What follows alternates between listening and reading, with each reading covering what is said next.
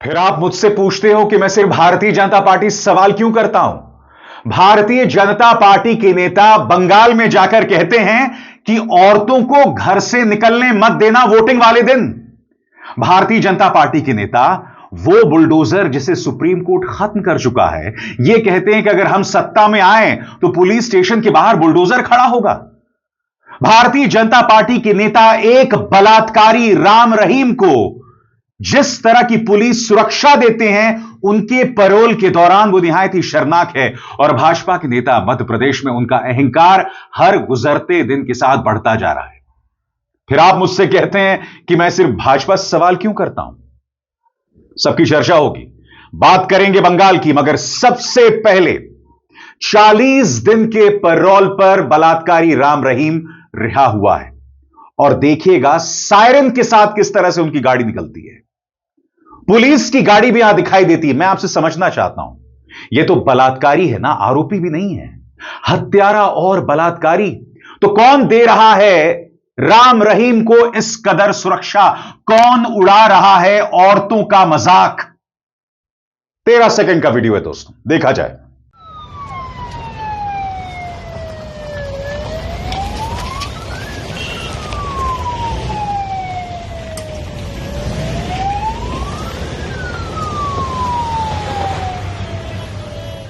देखा आपने किस तरह से सायरन के साथ गाड़ी निकलती है। अब आप मुझे बताइए, किसी सभ्य समाज में क्या इसे जायज ठहराया जा सकता है? कौन दे रहा है राम रहीम को इस कदर ताकत? क्या इस सवाल का जवाब नायाब सैनी को देना चाहिए या नहीं देना चाहिए?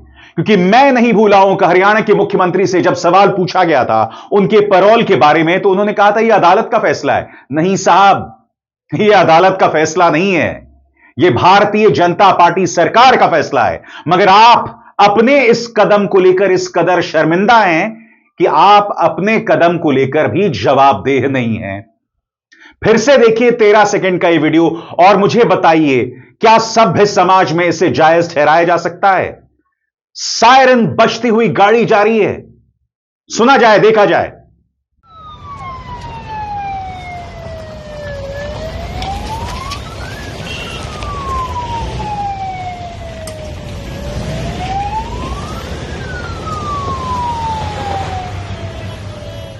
महिला सम्मान का मानो मजाक बनाकर रख दिया है। और मुझे बतलाने की जरूरत नहीं कि कुलदीप सिंह सेंगर के पक्ष में किस तरह से भारतीय जनता पार्टी, उनका पूरा इकोसिस्टम, उनके चाटुकार, उनसे जुड़े एक्सपर्ट्स, वो सारे लोग सामने आए थे। कुलदीप सिंह सेंगर पर मुख्यमंत्री आदित्यनाथ खामोश थे, कुलदीप सिंह सेंगर पर प्रधानमंत्री नरेंद्र मोदी खामोश थे। मगर कहीं ना कहीं स्पष्ट होता जा रहा है कि हर गुजरते दिन के साथ महिला अस्मिता को लेकर, महिलाओं के प्रति जो सम्मान होता है, उसे लेकर भारतीय जनता पार्टी इनसिंसियर है, गैर संजीदा है, बहुत हल्की है। और उसके लिए मैं आपको लेकर चलना चाहता हूं बंगाल। बंगाल में इनके एक नेता हैं कालीपदा सेन गुप्ता। यहां पर ये लक्ष्मी भंडार योजना का जिक्र कर रहे हैं, जिससे बंगाल की कई महिलाओं को फायदा हुआ। अब बांग्ला में इन्होंने बयान दिया है और इसका अनुवाद आप हिंदी में देखते रहेंगे। यहां पर कालीपदा सेन गुप्ता यह कह रहे हैं कि वोटिंग वाले दिन महिलाओं को पुरुष बाहर मत निकलने देना, क्योंकि इन्हें फायदा मिला था ममता बनर्जी की योजनाओं के चलते। कैसी सोच है, महिलाओं को लेकर कैसी सोच है। और यह एक कड़ी जुड़ती हुई दिखाई दे रही है। बलात्कारी राम रहीम को बार बार पैरोल पर रिहा करना, कुलदीप सिंह सेंगर को लेकर नरमी। और अब सुनिए कालीपदा सेन गुप्ता क्या कह रहे हैं। जो बांग्ला समझते हैं वो समझ जाएंगे, जो नहीं समझते उनके लिए मैं हिंदी में अनुवाद दिखाता रहूंगा, सुना जाए।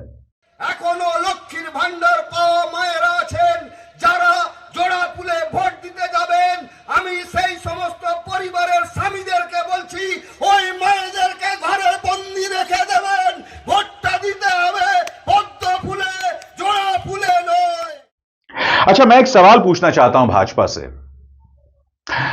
महाराष्ट्र हो, बिहार हो, महाराष्ट्र के अंदर तुमने लाड़की बहन योजना शुरू की। यह बात अलग है, जब आप सत्ता में आ गए तो कई महिलाओं से आप वो पैसा वापस ले रहे थे। उसी तरह से बिहार के चुनावों में हजारों रुपए, 10,000 रुपए महिलाओं के खाते में गए, यानी कि महिलाओं के चलते आप चुनाव जीते। अब यहां पर ममता बनर्जी के लक्ष्मी भंडार योजना का आपके पास जवाब नहीं है, लिहाजा आप कह रहे हैं कि महिलाओं को वोट ही ना देने दिया जाए। यह कैसी सोच है? स्वाभाविक सी बात है दोस्तों, तृणमूल कांग्रेस ने इस पर प्रहार किया है। तमाम नेता कालीपदा सेनगुप्ता के इस बयान पर प्रहार कर रहे हैं। क्या कह रहे हैं अभिषेक बैनर्जी आपके स्क्रीन पर? अभिषेक बैनर्जी कहते हैं यह है बीजेपी का बंगाल विरोधी टूल किट। स्टेप 1, पहला कदम, चुनाव आयोग को हाईजैक करके SIR कराओ, यानी स्पेशल इंटेंसिव रिवीजन, और बड़े पैमाने पर असली वोटर्स के नाम कटवाओ। दूसरा कदम, जब यह उल्टा पड़ जाए तो लॉजिकल डिस्क्रिपेंसी का ड्रामा रचकर जबरन हटाने की कोशिश की जाए। तीसरा कदम, जब वो भी फेल हो जाए तो सामंती और पितृ सत्तात्मक बर्बरता पर उतर आए। पतियों से कह रहे हैं कि अपनी पत्नियों को घर में बंद रखें ताकि लक्ष्मी भंडार से सशक्त हुई महिलाएं वोट डालने ना निकल सकें। बीजेपी खुलेआम धमकी दे चुकी है कि सत्ता में आते ही लक्ष्मी भंडार खत्म कर देंगे। उन्होंने बंगाल के हिंदुओं पर तंज कसा कि वो सिर्फ 500 रुपए के लिए खुद को बेच देते हैं। महिलाओं को मिलने वाली सीधी मदद को भीख कहा, और अब क्योंकि महिलाओं के वोट बीजेपी की दयनीय चुनावी हालत के लिए खतरा बन गए हैं, वो औरतों के वर्षों से हासिल मताधिकार को ही निशाना बना रहे हैं। 2026 में वही महिलाएं जिन्हें आप पिंजरे में बंद करना चाहते हैं, लाखों की संख्या में मतदान केंद्रों तक जाएंगी और आपकी प्रतिगामी बंगाल विरोधी, नारी विरोधी राजनीति को हमेशा के लिए दफना देंगी। प्रॉब्लम यही है भारतीय जनता पार्टी के साथ, वो ऐसी तमाम योजनाएं लाना चाहते हैं जिसे या तो सुप्रीम कोर्ट खत्म कर चुका है या फिर इनका दोहरा मापदंड दिखाई देता है। मसलन लक्ष्मी भंडार को लेकर जो इनका विरोध दिखाई दे रहा है, जो इनके ताने दिखाई दे रहे हैं, जिस तरह से महिलाओं का अपमान किया जा रहा है। और सबसे बड़ी बात, सुकांतो मजूमदार ये केंद्र में मंत्री भी हैं, सांसद भी हैं, कह रहे हैं कि अगर हम सत्ता में आ गए तो पुलिस स्टेशन के बाहर बुलडोजर खड़ा होगा।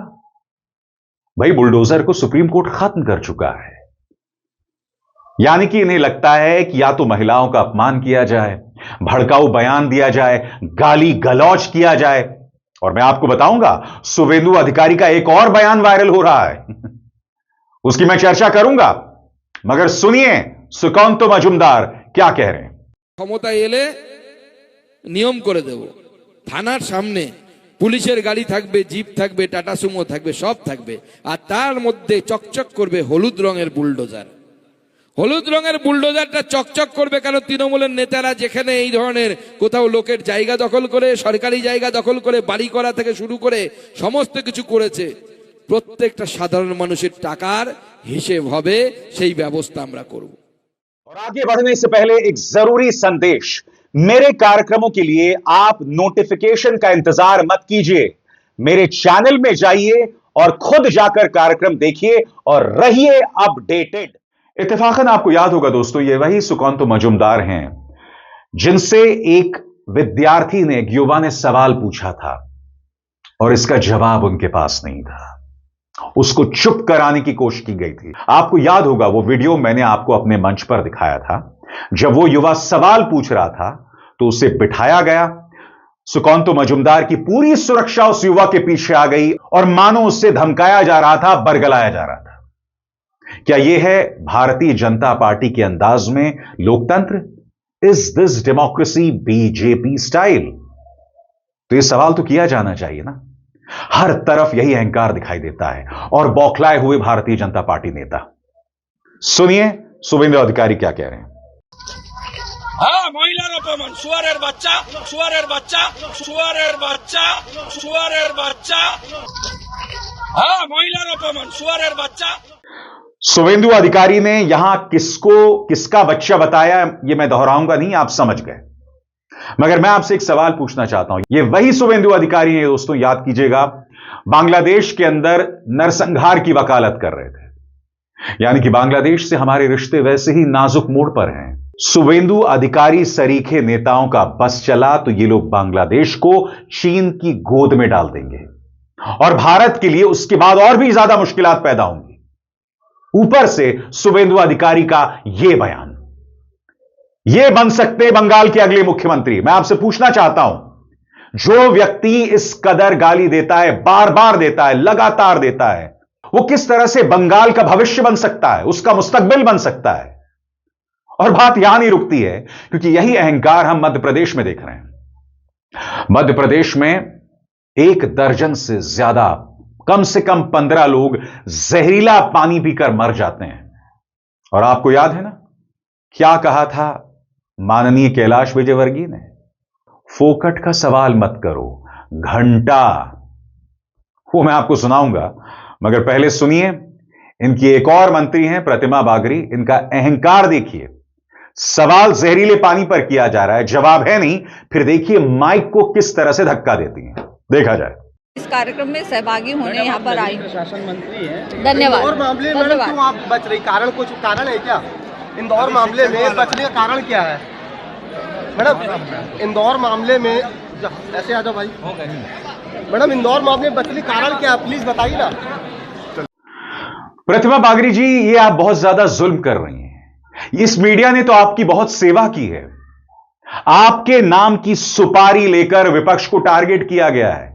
अब अगर वो मीडिया एक सामान्य सा सवाल भी कर दे तो इस कदर बौखलाहट। याद कीजिएगा दोस्तों, किस तरह से अडानी के न्यूज चैनल के सवाल के जवाब में बुरी तरह से बौखला गए थे माननीय कैलाश विजयवर्गीय। अगर आप भूल गए तो फिर से सुनिए। बहुत सारे लोगों को अभी तक जो रिफंड की बात कही गई थी वो भी नहीं मिला कैलाश जी, और पीने के पानी की ठीक से व्यवस्था। छोड़ो यार, तुम फोकट प्रश्न मत पूछो। नहीं, फोकट नहीं, ये तो मैं तो वहाँ होकर आया हूँ। क्या घंटा हो गया है तुम? कैलाश जी, बात ठीक से कीजिए। नहीं, शब्दों का चयन ठीक करिए। कैलाश जी, आप ढंग से बात नहीं कर रहे हैं। नहीं, आप ये क्या शब्द होता है कि घंटा घंटा क्या शब्द होता है? आप, मैं तो जाऊंगा, लहजा इनको सुधारने कहिए। इतने सीनियर मंत्री घंटा घंटा क्या बोलते रहते हैं? बात करने की तमीज नहीं है। हाँ, और क्या? तुम मत किया, ठीक है? तो क्या घंटा बोलेंगे? सवाल कर रहे हैं ना हम, वो जवाब दे रहे हैं। आपको क्या हो रहा है?